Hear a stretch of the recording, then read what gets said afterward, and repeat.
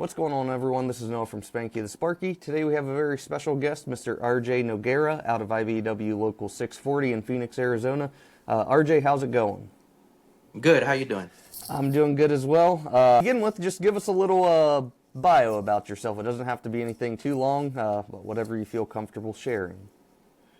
Journeyman wireman out of IBW Local 640, Phoenix, Arizona. Been in the trade going on 7 years, That's and awesome. I'm loving every minute of it so far. Yeah, that's awesome.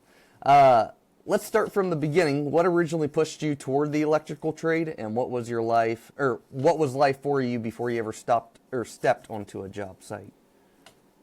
So what drove me to it really was I had a friend of mine that was been an electrician for quite a number of years, and I mean, I did some prison time. Unfortunately, I got myself into trouble, but Yeah, came home and was looking for a career to get into, and happened to reach out to my friend.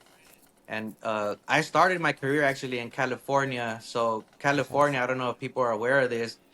By law, if you're not a journeyman wireman already, you have to be enrolled in school. And I didn't so know that.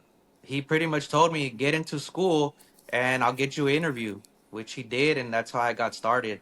I started off non union, um, did non union for a little bit over 4 years, That's awesome. got my hours, and then I organized into the IBW. That's awesome. Our paths are a little similar in that regard. I started out non-union, and then transitioned into the union. I went through the apprenticeship, but everyone's at the end of the day, as long as you have that journeyman label, it doesn't matter how you got there, as long as you got there. The golden ticket's the end goal, so that's awesome. Uh, Right. you spent your first 4 years working non-union and went through trade school in California. What did those early years teach you about the trade, and more importantly, about yourself? Um, about myself, really, that if I put my mind to anything, I could pretty much get it done. Yeah. Trade school really taught me the fundamentals of the trade. I agree. Trade school will teach you about yourself, and there's a lot of things on the trade school or apprenticeship side of things that go a lot further, in my opinion, than any, I guess, formal education like high school or anything, college, for instance, will go. So once you hit your 8,000 hours and made the decision to organize into Local 640, what ultimately made you or made the choice feel like the right move for you? Well, I started raising a family. My daughter was born. I was working for a non-union contractor that didn't offer a 401k. The medical It's a big one. insurance I had to pay out of pocket. So once my daughter was born, I had to pay about 120 bucks a week for myself, my wife, and my daughter.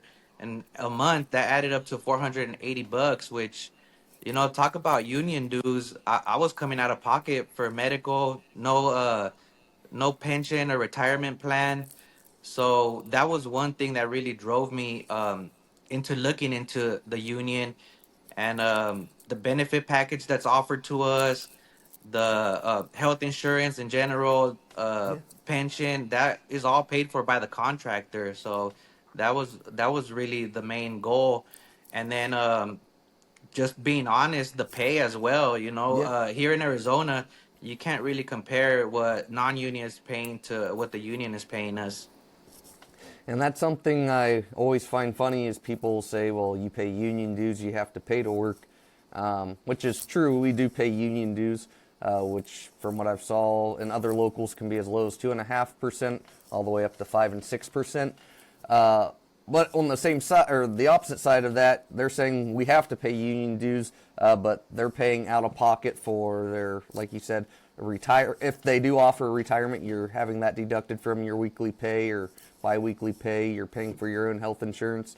Those two things alone are going to equate out to anywhere from, I guess, if you're just paying for insurance, for instance, probably 10 to 15%. If you throw in a retirement, you're up to 25% of your paycheck's gone, and I would say that's on the low end.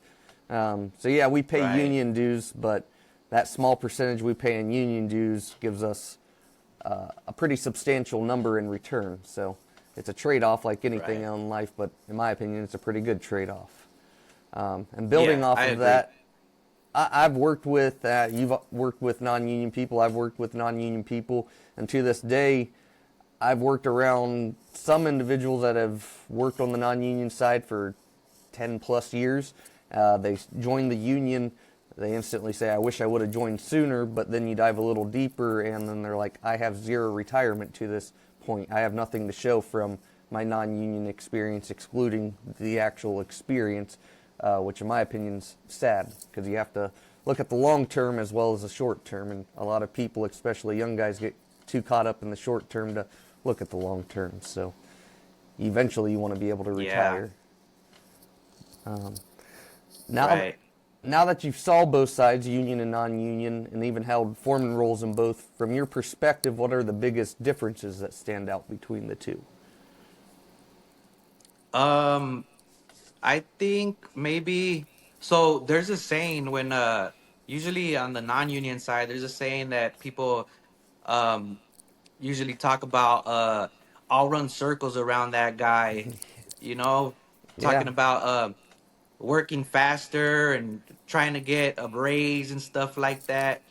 You know, working more for less on yeah, the man. non-union side.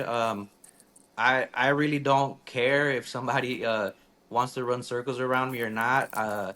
Here in the IBW, the main focus is pretty much give a honest day's work for an honest day's pay. That's what it should be. Yeah. At the end of the day, we get. I mean, it's not the I guess the correct way to look at it, but we get paid by the hour, and like you said, if you're doing good, steady work, you should be compensated for it correctly. Like you just said on the non-union Yeah. side, I'd work around guys like we're getting, mind you, we're getting paid $10 to $12 an hour, and you would think they're getting paid $100 an hour with just how fast they're moving. I mean, I get it to an extent. You want to make yourself look good, but at what point is I guess that trade-off worth it? So it's a very unique situation, but I would agree with you on that. I will also say, Yeah. no, you're good. Another thing is also all the tools that you have to carry when you're non-union versus the tools that we carry. I mean, it differs by local, Yeah, but we have a tool list, and I have an old school red toolbox that I carry with me to the job site. It stays on the job site for the duration of while I'm there, you know, yeah. and whatever tools I'm gonna use for the task that I'm on, that's the only thing that I really carry on my person. I don't have to carry around 50 pounds around my waist or anything extra that I'm not gonna be using just because somebody wants to see me wearing them. Yeah, that's very true. When I worked non-union, I had the little straps that pulled over with the tool belt like around both sides and the back side. But I'd have all sorts of tools. I wasn't given a tool list, so especially starting out, I just kind of went out and bought what I thought was necessary. Some of it turned out to be useful, some of it didn't. But the other big thing Yeah. was the power tools. I had to go out and buy all my own power tools. And starting out as a new apprentice, tools are expensive as they are. Power tools are even more expensive. So that was just kind of a Oh yeah. smack in the face, which is Hmm. pretty nice working in the union. We don't have to provide our own power tools. They're all provided by the contractor, which is a nice added bonus, I guess I could say. Oh yeah, for sure. Starting the trade at 35 isn't what most deem as a typical path. What challenges did you face coming in later than most, and what advantages do you think that gave you? I don't really think I had any challenges, but I think one of the advantages that I had was that I was already done like with the partying stuff. Yeah, So I was pretty responsible when it came to like showing up on time, working overtime when needed, you know. And the thing about me too is that I want to work the overtime. yeah, You know, the more overtime I work, the more money I can get paid and the more money that goes into my pension. that's true. That's a big thing. I guess in your local, does like your pension, for instance, is that double or like 1.5 times itself on the overtime hours, or is it all just like the standard amount? To be honest, I'm not too sure. That's something that I'm gonna have to look into. Because I do know there are certain locals that will either double the contribution amount on overtime hours or like a time and a half that amount. Every local's different. Right. I guess I was just kind of curious about Local 640. A lot of people listening may have had rough past or feel like they've missed their window. How did your life experience shape the way you approach work, leadership, and accountability on the job? Um, I think maybe being that I was in prison, you tend to be around a lot of different personalities. And that's one thing that helped me being around all these people. Because usually out here, the job sites that we're on, they're huge.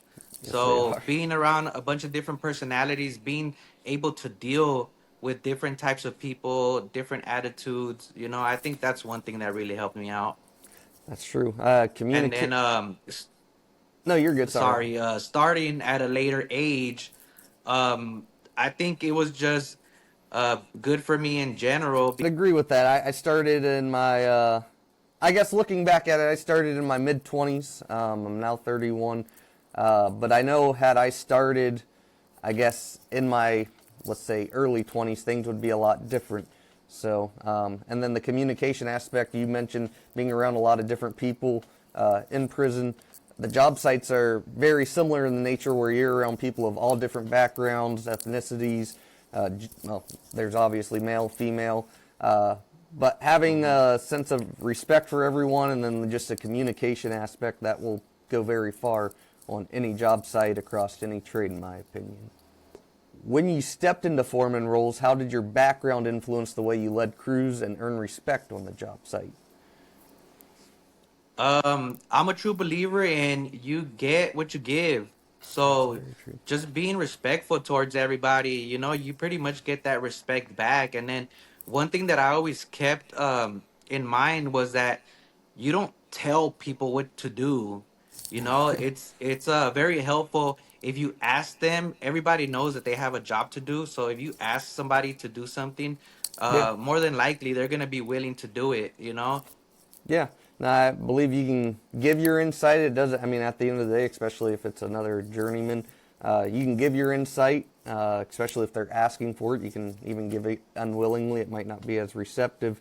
Um, but at the end of the day, a journeyman's supposed to be a professional. They're going to have their own ways of doing things. Just because it's not the same way you would do it doesn't make it the wrong way.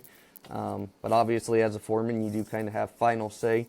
But having a sense of, I guess, respect, but just know-how of like, these are my journeymen. They should know what they're doing. I'm going to let them do their own thing, and then if I need to take a corrective measure, I'll do so. That's your job as a foreman. So it's interesting. Looking back now with 7 years in the trade, what's something you wish someone would have told you when you were first getting started?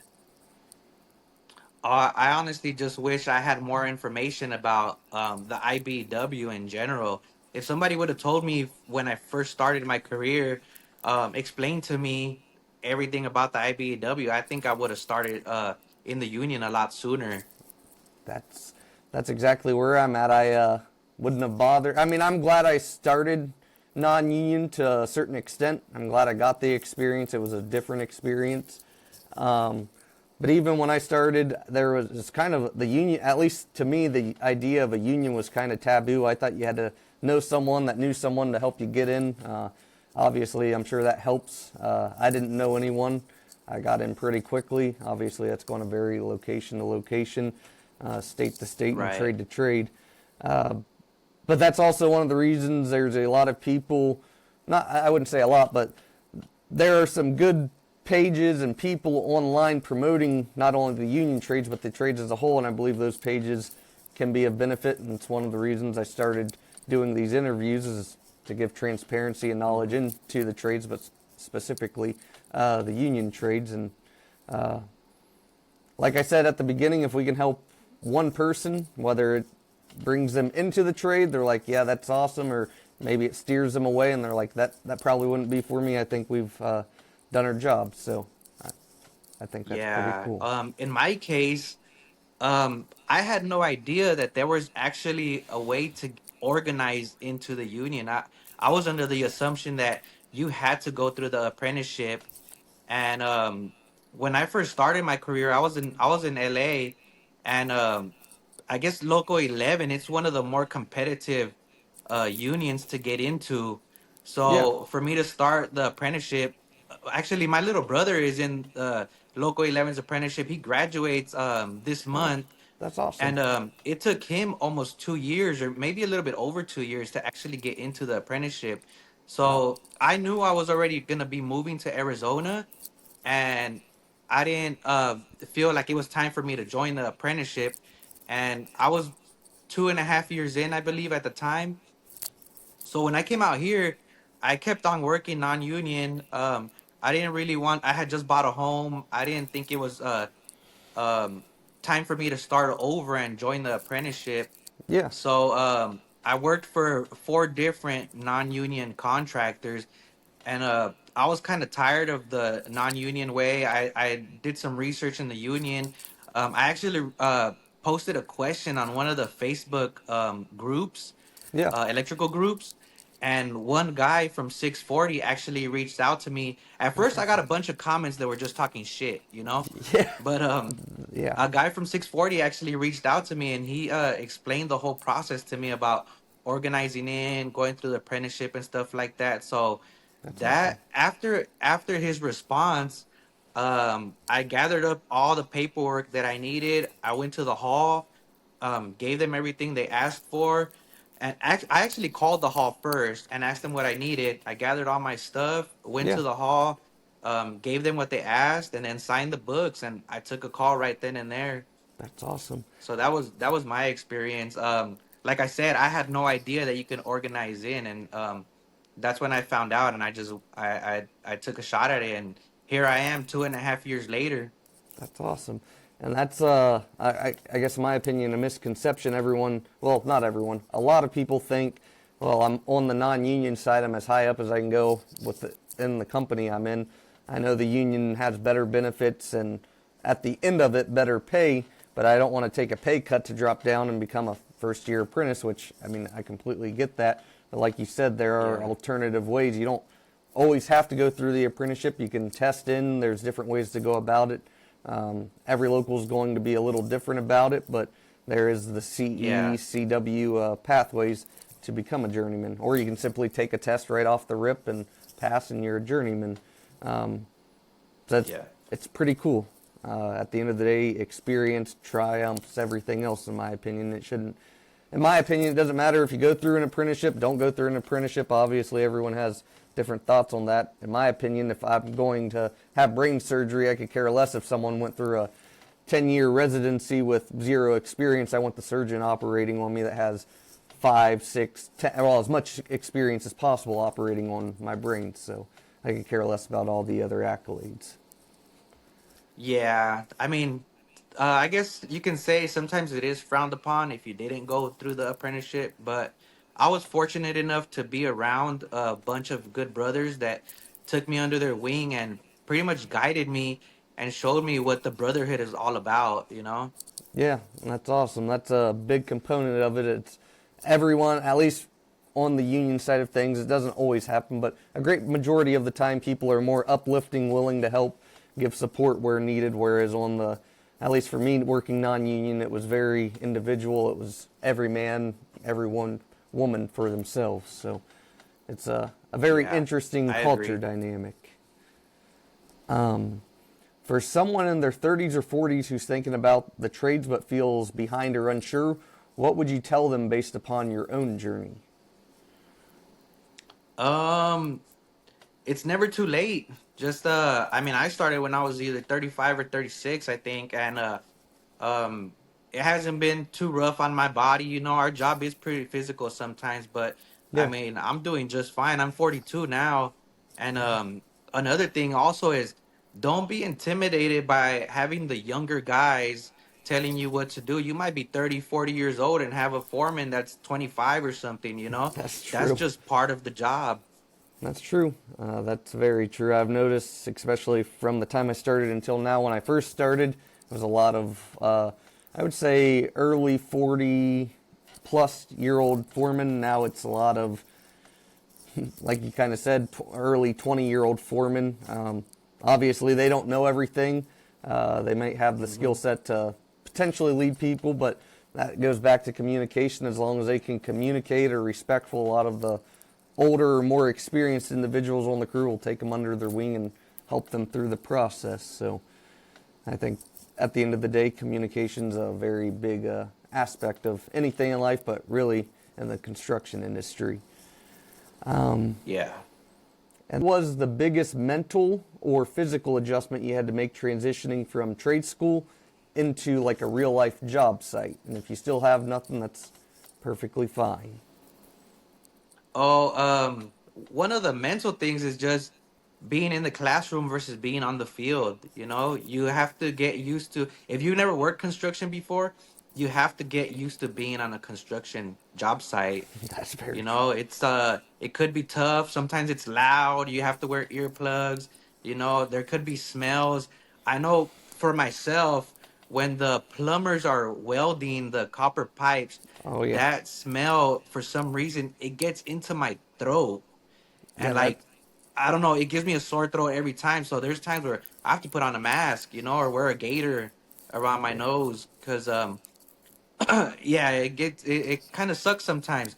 There's dust particles all over the place. You got to really take care of yourself. That's the biggest thing.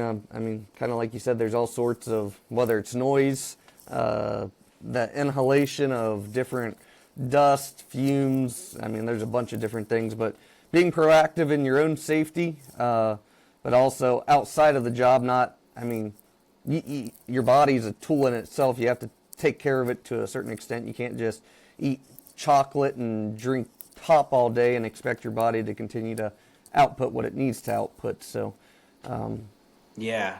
you have to be willing to take care of yourself, take care of those around you. But like you had mentioned, just gaining the experience being on a job site. I know I'll never forget my first day walking onto my very first job site ever. It was just kind of a smack in the face. I wasn't sure what to expect, but it definitely wasn't what happened.